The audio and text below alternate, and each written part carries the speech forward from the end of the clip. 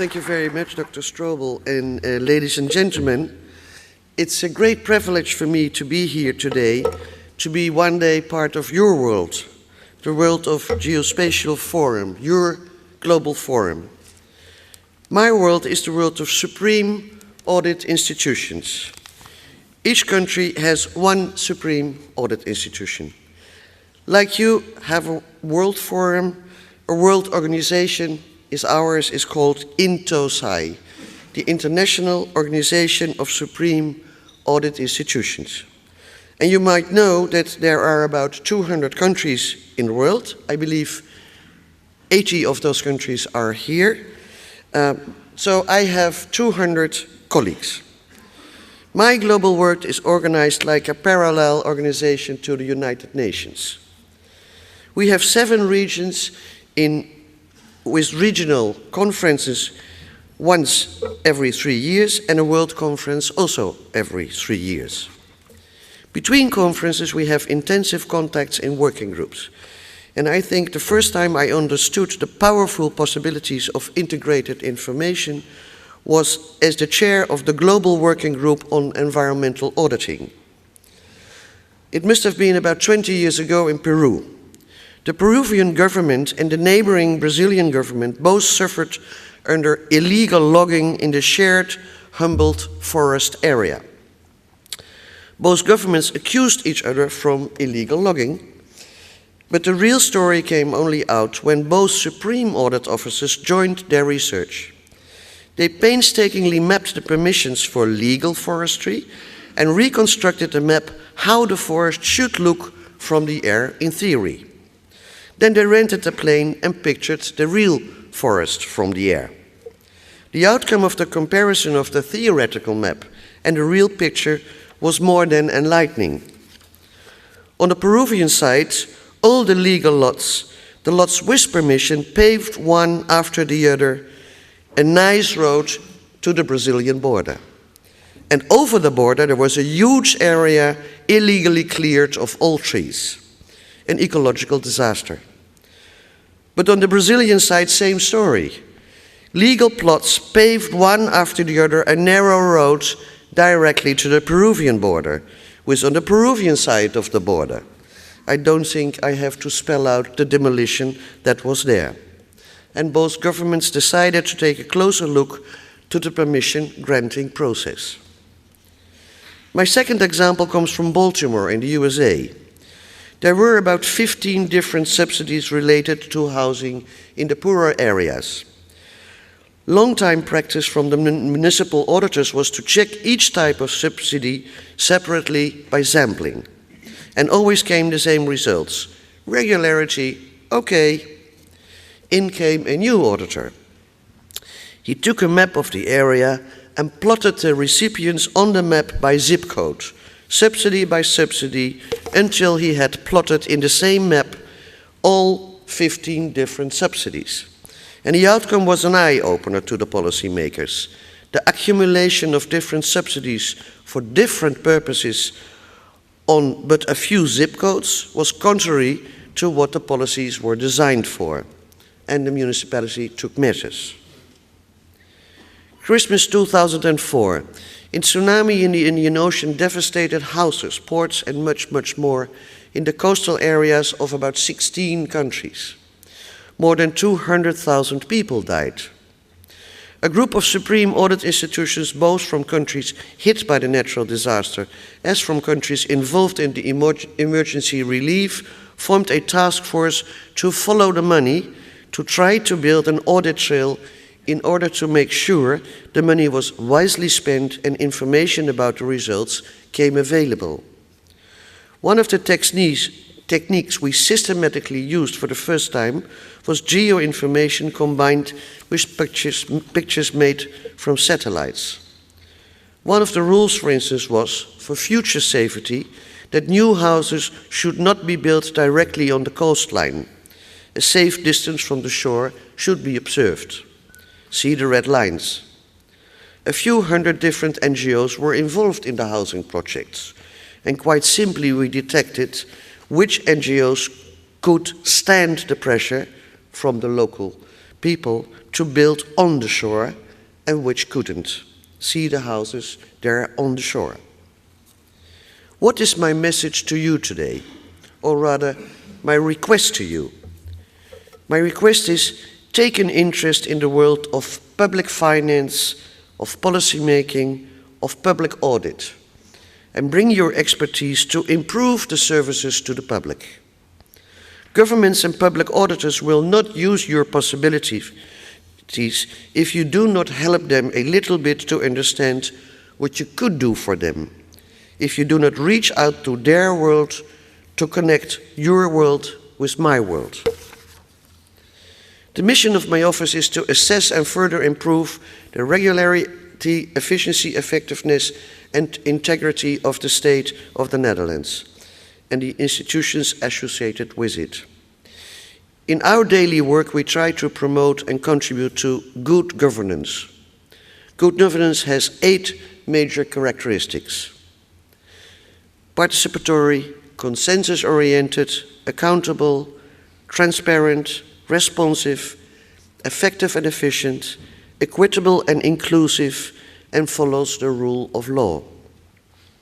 It assures that corruption is minimized, the views of minorities are taken into account, and that the voices of the most vulnerable in society are heard in decision-making. It is also responsive to the present and future needs of society. And the key to all this is sound information. The need for sound information is as old as the world. That need, is a constant parameter. But the form information can be gathered, analyzed, etc., has dramatically changed. We're still used to a linear information process based on a paper trail: creation, usage and maintenance, archive, heritage, one after the other. But in fact, we live in a digital time where all functions of information have to be served integrated from the start on, information designed as a flower. We have to migrate from steps following each other in time to information serving all functions needed at the same time, to migrate from this line to the flower. Good governance and democracy can be served fantastically if we are able to absorb this new information paradigm, if we are able to serve the public sector with the right information, relevant, valid, reliable, and timely, and right in terms of providing a truthful image of the world we live in, an image also key, openly shared. Open spending. Open data is the general term, but in science they are debating open access. In civil society there is a movement calling for open spending. And I want to share with you some of the examples that more or less illustrate what I'm looking for and what I call for connecting your and my world to move to open spending. I'm sorry, I have to throw some different examples to you now that may seem just loosely connected. This illustrates, in my view, the stage of maturity of open spending. There is not yet a common practice, uniform or whatever, that I can communicate. So I have to stay by giving you the idea by having examples. First, recovery.gov, a website launched early 2009 by the freshly installed new President of the United States, Barack Obama. The government provides insight in the spending of the funds in the recovery program. It not only provides statistics, but it also visualizes the spending information on a map down to your own zip code. The website opens up spending to the general public. The public can look up what projects are funded in their neighborhood, and because the underlying data are open, they can create their own combination of data into charts and graphs. The website also enables citizens to become an auditor by verifying the data on the website with their own observations on the ground. And citizens are invited to report fraud, abuse, or waste of these public funds. And in that sense, the interaction with the public is facilitated in an accessible way. The website also enables policymakers to centrally monitor and steer the recovery program through a dashboard. Ushahidi.com. Another example, private initiative this time, ushahidi.com. Ushahidi is the Swahili word for testimony and originates from crowd mapping incidents after the elections in Kenya that developed into civil unrest, if not civil war, in 2008. Later it was used for crisis mapping, such as the oil spill in the Mexican Gulf and the mine incident in the south of Chile. Lots of Ushahidi sites were active during the Arab Spring, Ushahidi Tunisia, Ushahidi Egypt. The beauty of the Ushahidi design is not only the crowd mapping, but also the timeline building up reporting more or less real time. Long before any official evaluation study, you can follow the development of events. This is not exactly open spending, of course, but with its reporting tool, it inspires certainly for open spending as well. Another example of the value of integrating data and finance and mapping is this map of The Economist, of prescriptions of branded statins. The headline of The Economist: 200 million British pounds could be saved if open data on prescriptions would be used for policy making and evaluation. Quite a headline from the perspective of national health services, I would say. But the same data viewed through the eyes of pharmaceutical companies leads to a complete different conclusion, of course. For them, this map clearly visualizes the market potential of areas where the percentage of branded statin is still low. So this example shows that using open data and plotting this information on a map provides a complete new insight that was not there before, but it also shows us that data can be used and understood in totally different ways. The sad part of this example, of course, is that this analysis is made by the data journalist and not by the policymakers of the National Health Service. But it would be even more sad if the policymakers don't use the analysis. So let's say it's a first step. Speaking of health, there are two Dutch examples worth sharing with you. On the left side, the ISPEX experiment. ISPEX is a research project that last year won the prestigious Academic Year Award in the Netherlands for its idea to use smartphones as a measuring instrument for atmospheric aerosols. The aim of the project is to distribute more than 10,000 special measuring instruments for aerosols that can be connected to a smartphone. Nowadays, with so many people having a smartphone in their hand, every person turns into a sensor. They expect that with this method they can yield more information, scientifically reliable information, about aerosols than currently available, and in that way can influence policy. On the right-hand side of the slide, you can see Allergy Radar, a website on which you can upload your allergy information, and that information is then used for alerting people on where allergic problems are likely to be, and it also is used for scientific research. The domain of development cooperation does use geographical information more and more. For instance, in monitoring the progress in achieving the Millennium Development Goals, MDGs. On the internet, several sites present maps on the MDGs, or like the World Bank initiative Mapping for Results, which provide an interactive map to visualize the location of bank-financed projects and international aid programs at the sub-national level. These projects combine different kinds of data from different sources, but the aim is primarily on transparency and accountability. They don't qualify yet as open spending sites. All these examples show much impossible, but when we go back to public policy and audit, the examples are not innumerable. One of the first public areas, though, where you see that they absorb the new possibilities is the area of disaster and crisis management. Disaster and crisis management are domains preeminently suitable for integrated information in decision-making. The integration of data and information is key in saving lives and preventing further damage and casualties. In several initiatives, we see emergency units share and integrate their data and information real time, and by doing so creating a common operation picture, a COP, with which each emergency service can optimize their next move. The COP enables better decision-making in disaster situations, and geographical information is, of course, of crucial element to the COP. In this case, the real-time aspect is also really important. It influences the relevance of available data and the accuracy of the decisions made. The information loop for plan, do, check, act is very short, and the better this operates, the better the services are able to manage the crisis as needed.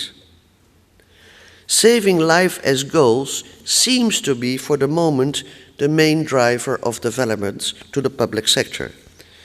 In the medical domain, we see the concept of integrated imaging.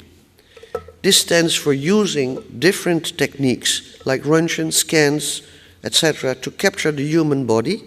Integrated the results of these different techniques leads to an integrated image of the human body.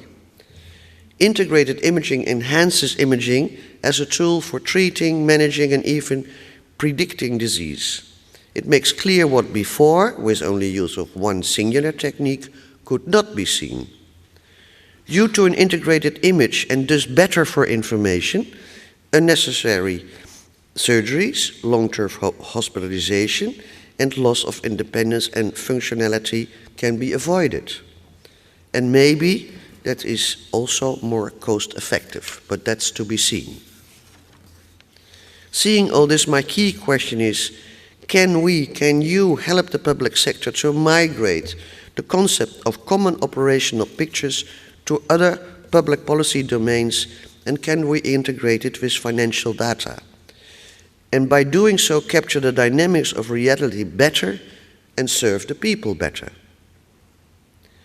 Our office is very much involved in an experiment to do exactly that here in Rotterdam. On this slide you see yourselves having this forming in the building where the arrow says you.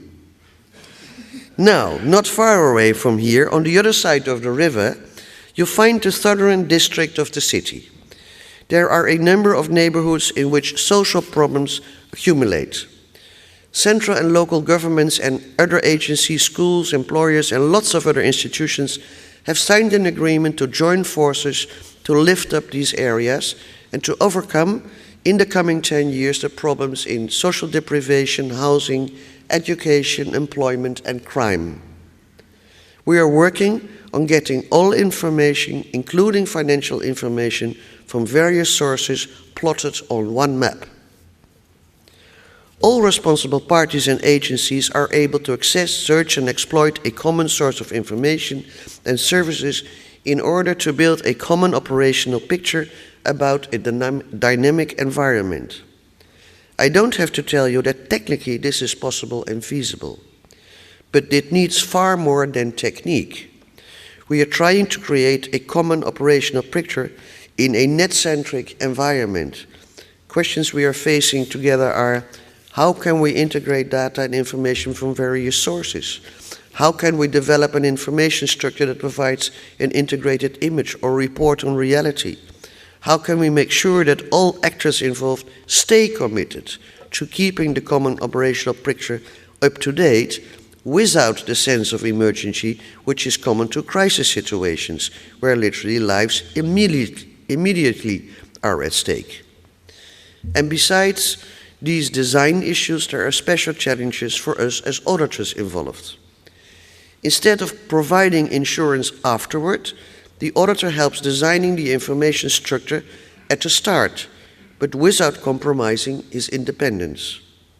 Making sure the structure is in compliance with essential conditions and is robust, is reliable. that the design has an audit trail from the beginning and can function as an example of open spending, so that not only we can rely on the output of the system for audits, but that all stakeholders feel it is the truth about their common reality. It facilitates communication and collaboration and is breaking down barriers between institutions, disciplines, and cultures. I come to the end of my presentation. I hope I have triggered you to think about ways how you, with your fascinating experience, can bring new ways of working to the public sector, to public auditing. All of you came from all corners of the globe. All of you live in a municipality in one of the 200, as I understood, 80 countries of the world. Look for my colleague supreme audit institutions in your country. And if you need guidance where to find them to go to the website of Intosai. All addresses are there.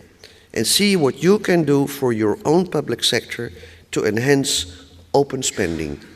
Thank you for your attention.